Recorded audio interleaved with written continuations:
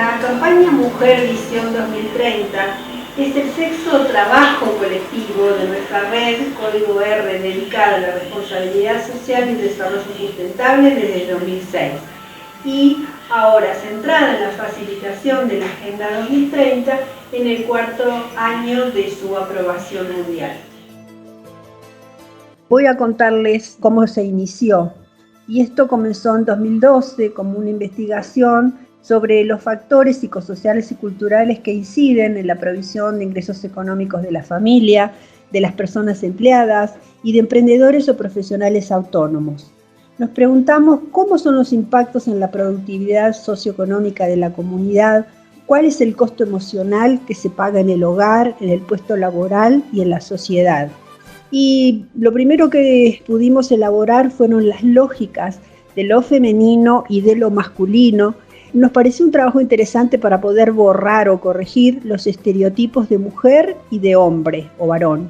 Hoy la neurociencia nos permite trabajar sobre estas dos lógicas que todos tenemos. El tema es que algunos las desarrollamos más que otros y allí es donde se manifiestan nuestras conductas con una tendencia a lo femenino o a lo masculino. Descubrimos a la vez tres cuestiones importantes para desarrollar. ¿De qué hablamos cuando hablamos de sexo y cuando hablamos de género? Definimos que sexo es la condición biológica y género una construcción social. Los efectos de la diversidad o la disidencia sexual son muy importantes a la hora de elaborar o de evaluar los vínculos en la comunicación social, en la convivencia social. Y el tercer aspecto fue definir de qué hablamos cuando hablamos de debilidad y de vulnerabilidad.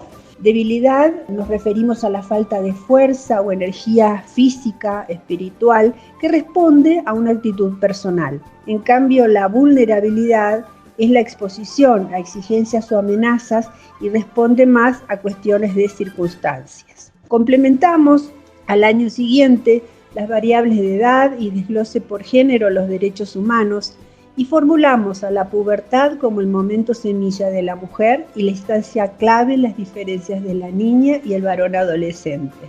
No por privilegio de la niña, sino ponderando las cuestiones naturales y culturales que hacen que después esta niña nos permite el enfoque preventivo en el empoderamiento de la mujer. Esto fue lo que planteamos en la legislatura del gobierno porteño en 2013, cuando fuimos en el Cono Sur los primeros en celebrar, en adherir al Día Internacional de la Niña.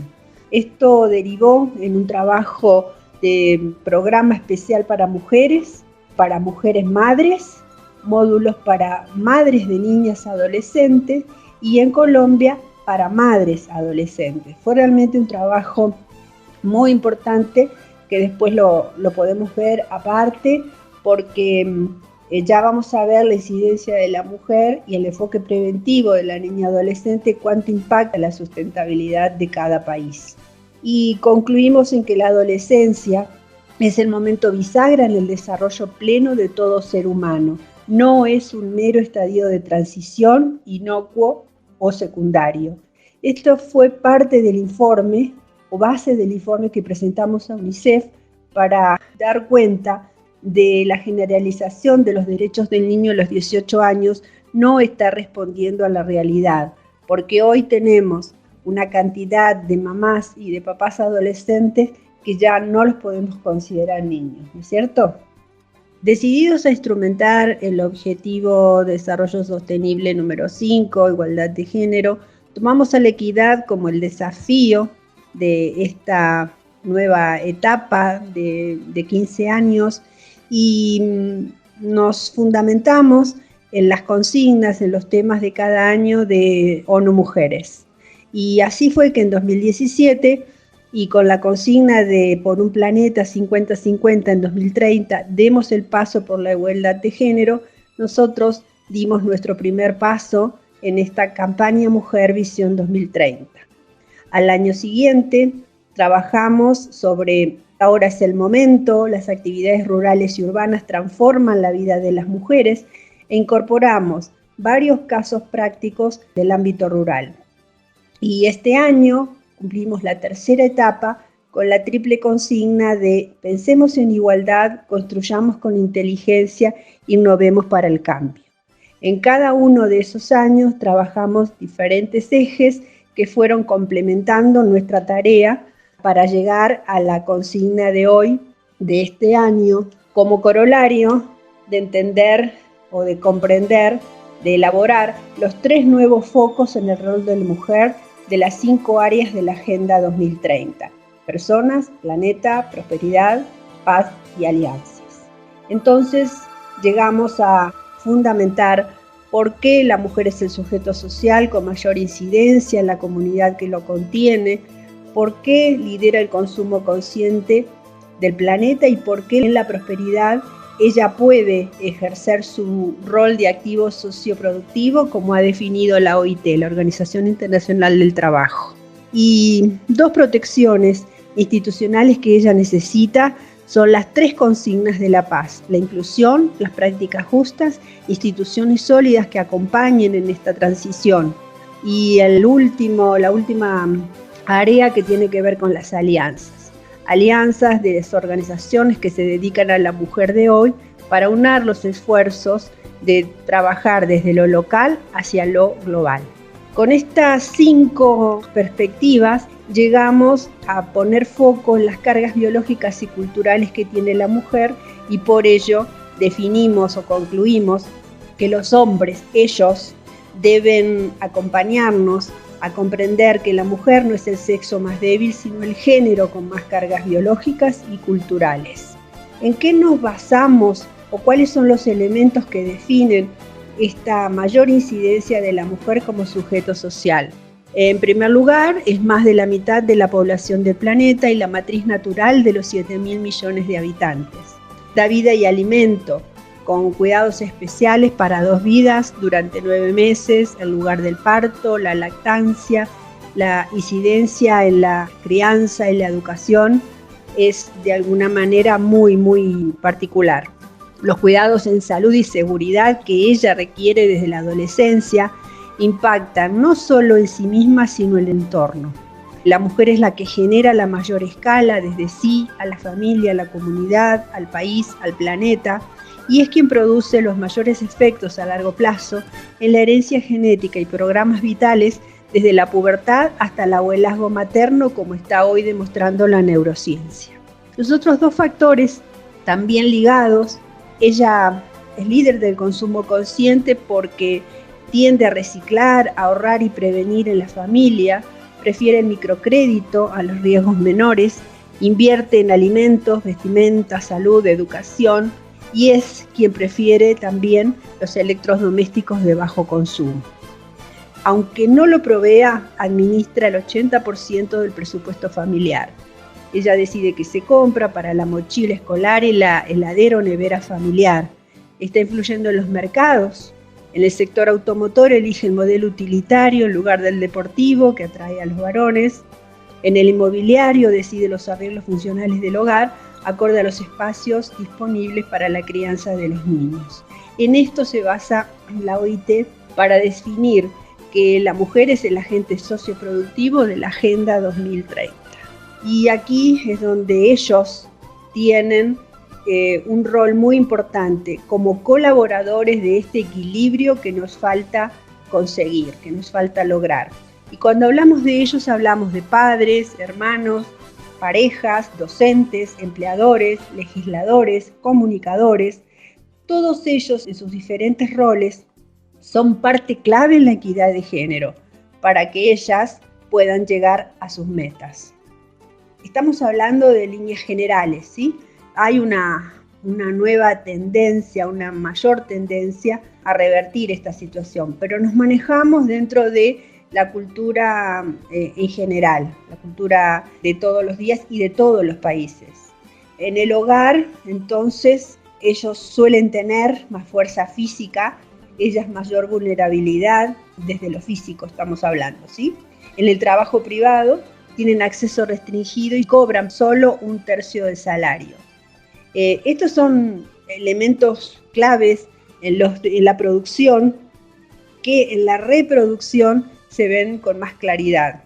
Ella da alimento y da vida, con más cargas y riesgos biológicos para 2 vidas, como dijimos antes, en los 9 meses del embarazo, en el parto, la lactancia, y el varón da vida y acompaña con cuidados voluntarios, con cuidados de compromiso moral y, bueno, de una acción legal cuando no cumple con su paternidad.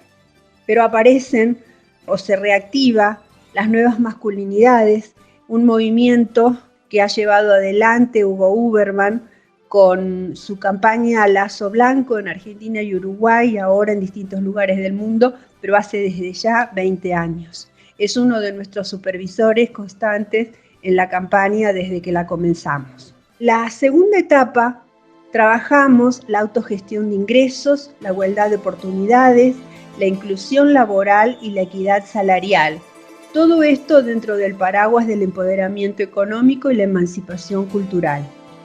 Nos atenimos a poner fin a todas las discriminación, violencias, matrimonio infantil, mutilación genital, todas las metas del ODS 5, poniendo en valor los cuidados y el trabajo doméstico no remunerado, la igualdad de oportunidades de liderazgo en la vida política, económica y pública, en la igualdad de los derechos a los recursos económicos, y lo vinculamos o nos profundizamos el objetivo 8 con la meta número 5, dedicada al empleo pleno e igual remuneración.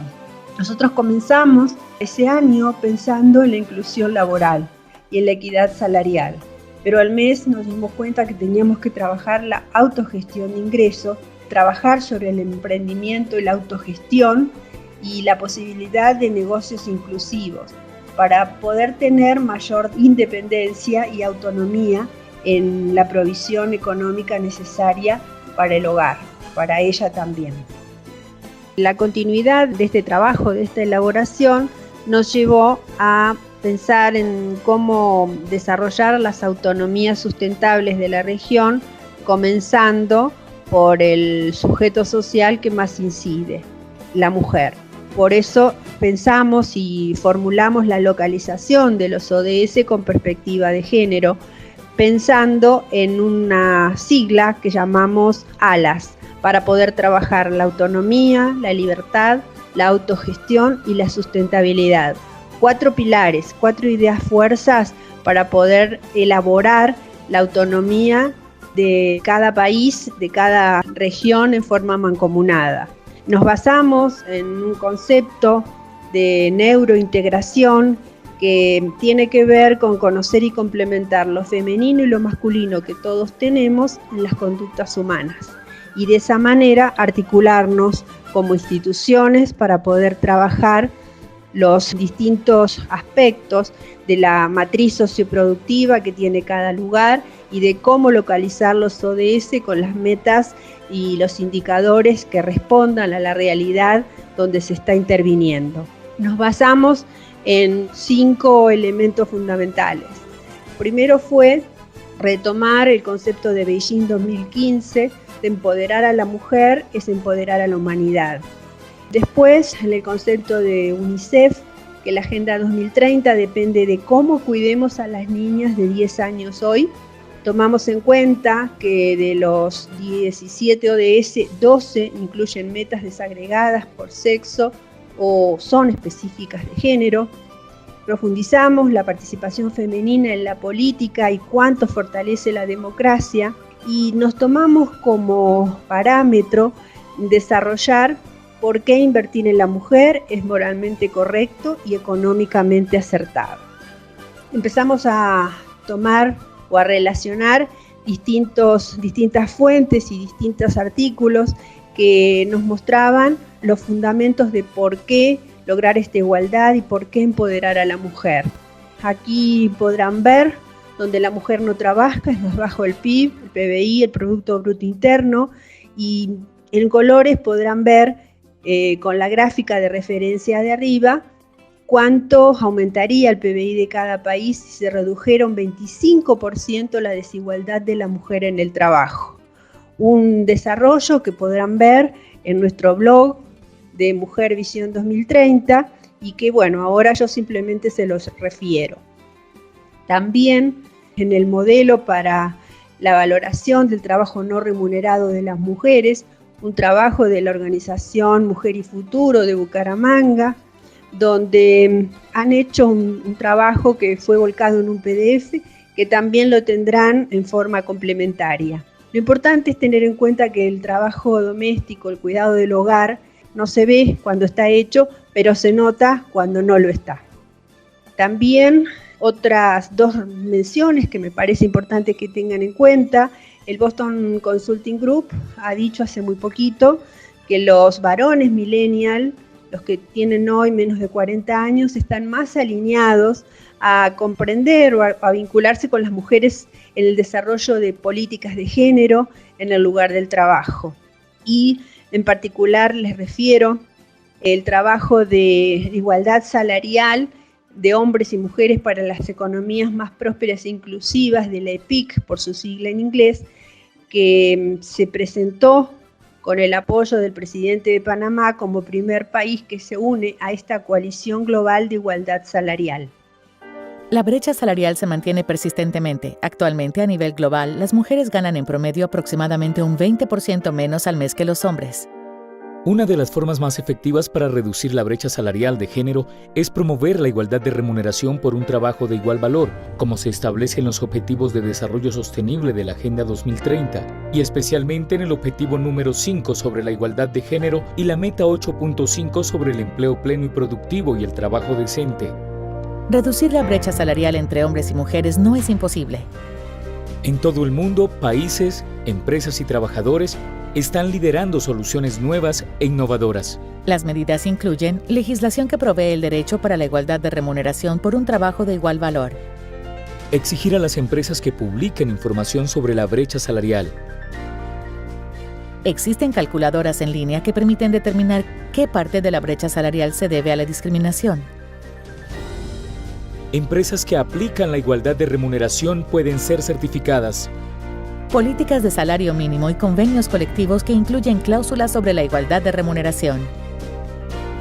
Lo que está claro es que no hay una solución única aplicable a todos los casos y que ningún actor puede, por sí solo, resolver el problema de la igualdad de remuneración. La Coalición Internacional para la Igualdad Salarial, o EPIC por sus siglas en inglés, es un esfuerzo colectivo para acelerar el cierre de la brecha salarial entre hombres y mujeres de aquí a 2030. Los gobiernos, las empresas, la sociedad civil, las organizaciones de empleadores y trabajadores y el mundo académico pueden aunar esfuerzos y contribuir al cambio. La EPIC proporciona una plataforma para el intercambio entre pares y para la difusión de conocimientos sobre datos y herramientas. La EPIC incentiva a los países a adoptar políticas que promuevan la igualdad de género, reduciendo de este modo la brecha salarial. Traiga o comparta su experiencia, conocimiento y compromiso y contribuya al cambio hacia sociedades que valoren el trabajo de hombres y mujeres por igual. Puede conocer más sobre EPIC y registrarse para formar parte de la solución. ONU Mujeres, el Fondo de Población de Naciones Unidas, la CEPAL, el PNUD, organizaciones privadas como el BID, el Banco Mundial, la Global Reporting Initiative, entre otras empresas grandes y chicas, entidades intermedias de cooperación internacional, son las fuentes que hemos elegido para fundamentar nuestro marco teórico y que compartimos en nuestro blog y en nuestro Face con la expectativa de un alcance regional y también el complemento de una visión iberoamericana junto a líderes que están impactando las decisiones mundiales sobre por qué importa el empoderamiento de las mujeres. Nuestro complemento en la responsabilidad y la economía del cuidado, los impactos y los efectos en el bienestar sostenible, del uso del tiempo y de los recursos existentes, son algunas de las propuestas que presentamos en la Cancillería Argentina y que compartimos en el grupo de afinidad de mujer del G20 que se realizó el año pasado en Argentina, desde las zonas de Boyacá y Santander de Colombia, y la más reciente presentación ante el Congreso de Intendentes de Montevideo en Uruguay de la perspectiva de género como un foco para localizar los ODS en este año. Llegando al final, me parece importante compartir esta posibilidad que nos da la física, teniendo en cuenta que la capacidad de carga de un puente se mide según la fortaleza de su apoyo más frágil. La calidad de una sociedad debería medirse por la calidad de vida de sus miembros más frágiles o vulnerables. Es cierto que la resiliencia hoy nos está marcando una opción, una oportunidad para fortalecer esa capacidad de hacer frente a las adversidades de la vida, de transformar el dolor en fuerza motora para superar y salir fortalecidos de ella, y que una persona resiliente comprende que es el arquitecto de su propia alegría y de su propio destino. Es cierto que hay que superar la adversidad, pero todos podemos, lo que sí todos podemos brindar algo, y desde ese lugar es que los invito a seguir compartiendo esta construcción colectiva y esta red abierta que es Código R, y que queda a disposición de todos ustedes para seguir trabajando en estas metas, en este ODS número 5, pero también completar la visión integral y ecosistémica que nos ofrecen las 169 metas de los 17 Objetivos de Desarrollo Sostenible. Una agenda que no es solo para procurar el bienestar, sino para dejarnos y plantearnos cómo estamos cuidando la supervivencia de la humanidad.